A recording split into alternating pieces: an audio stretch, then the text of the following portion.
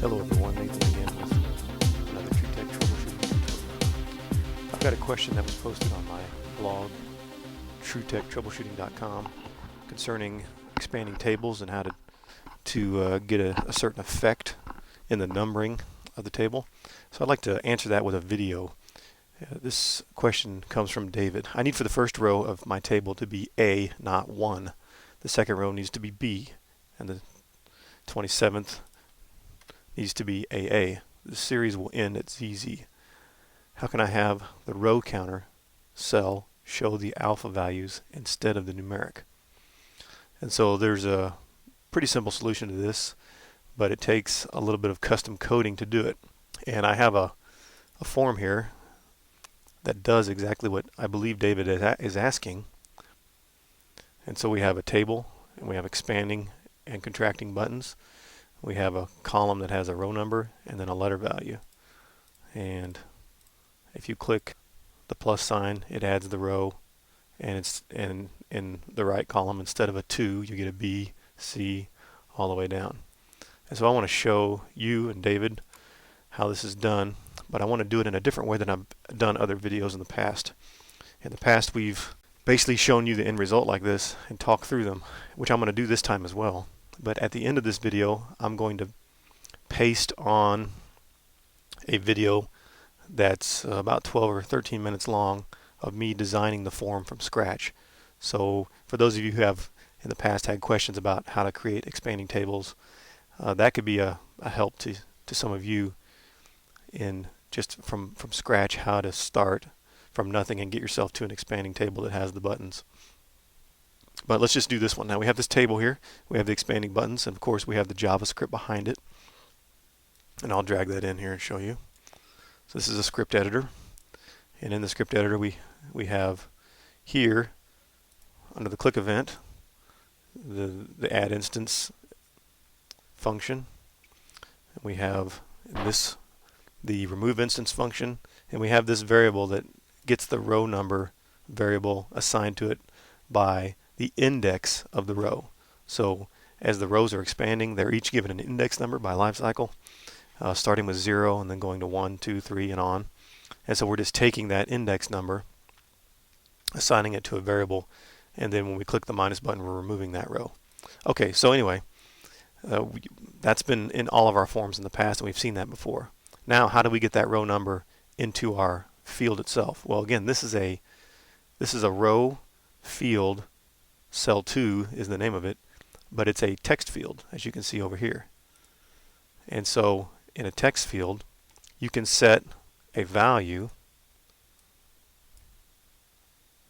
Normally it defaults to user entered optional. You can set it as calculated, read only, which means the user can't change this. And this column then can become a calculated field that has certain attributes. And so under the calculate event, I've got this little script. This.raw value equals this.parent.index. Basically all we're saying is the value of this field needs to be set equal to the index value of the row. So the row is the parent of the cell. The cell is the child of the row. And that index value needs a number 1 added to it. The reason for that is the values in the index are ordinal, meaning they start with 0 and count up from 0. And so for this to be row 1, we would need it to add 1 to 0 to equal 1. Alright, and so that creates the effect of a row number. But then now the question back to David asked was, how do you get it to put a letter instead of a number? Well, in order to do that, we're going to need a function of some kind. We're going to need some JavaScript that will customize the conversions. We need to take basically this raw number and convert it into a letter. And so in JavaScript, the way to do that is to use an array. So it's only a 2-line function, and it's very simple when you look at it this way, but the effect seems very complicated, but it's not. And so here we've named a function. This is all just something I came up in my head, just convert num. That's what I'm calling the function, convert num, and I'm passing in a value. That's what this parentheses is. So we're passing in the value of the row number. And then we're declaring a letter array variable right here. That variable is an array, And in that array, that's what these brackets represent, are these 6 values. And of course, we could keep going with this. We could go G, H, I. And in David's question, he went all the way to double Z, which would take too long to type, and I'm going to let David do that on his own. But you could go as far as you want with this. And so in this array, the way you get to this array, let's say the letter E in this array is letter array bracketed number 5. So if we were going to write that out, we could say letter array 5, and that value there would equal E. But we want the function to operate independently. Whatever value the row is, we want it to give the corresponding letter. And so we pass this row number value in, and we pass that into our letter array and return that value. And this is a keyword that says basically after the function is done, this is the value we're going to give back.